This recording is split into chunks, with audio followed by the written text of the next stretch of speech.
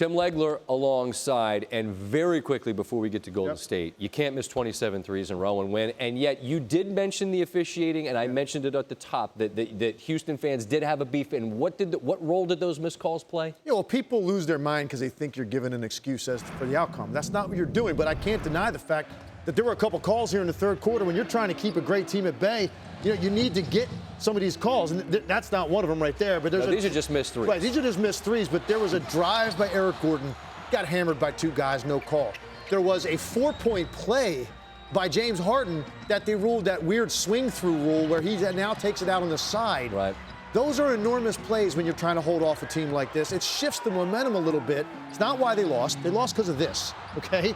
You can't miss that many open looks against a team with a margin of error is razor thin, and that's why they lost the game. But I hear you. Like, during that stretch, I'm saying, man, this is tough here because they could keep it double figures longer. You're just buying time against the Warriors. Can't miss 27 threes in a row, especially against a team that can avalanche you. And as Golden State is doing what they do, what can you show us that speaks to how they do and why they do what they do? Steph blew this thing open to me. He had 14 points in about a 3-minute stretch, and Houston contributes to it. I'd like to point that out as well. And it starts right here, Scott, right off the bat. Like, if you're James Harden, you're already facing that direction.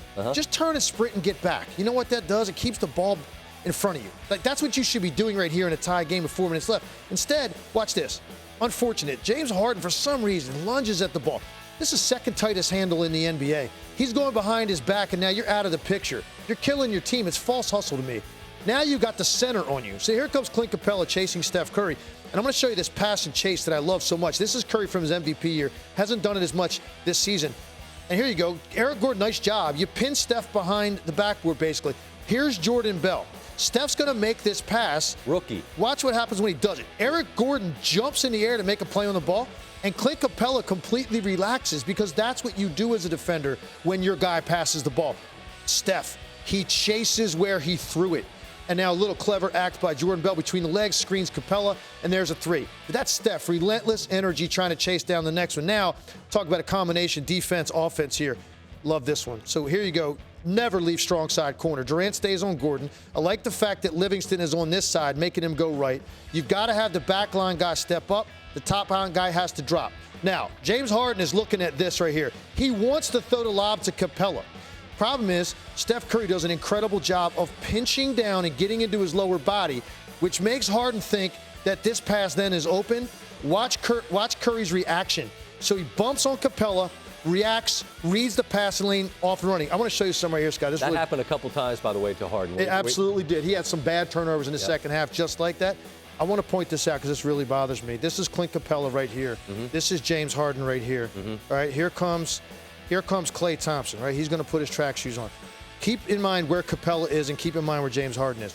Here we go, off the floor now. Break. Looks like a 2-on-2. Draymond Green, beautiful. You've got to dive because it's incumbent upon you to suck this defender in because Curry knows all along what he's looking for. Number 11 is running hard to get to this spot. Here he comes. You're going to make the pass. Remember I talked about Capella and Harden? Boom. There's Clint Capella. James Harden's not in the picture yet.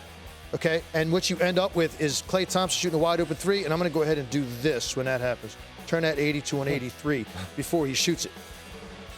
So they just fell apart, and they gave into an avalanche by a great offensive team. But to me, Curry was the guy that opened it up, and then Kevin Durant really helped close the deal in the fourth quarter. And Houston played a couple of great halves, but you got to play great games to beat Golden State because Golden State in a 5-minute stretch can go from here to there, and now they go back to the finals. Tim, appreciate your time. You got it, Scotty.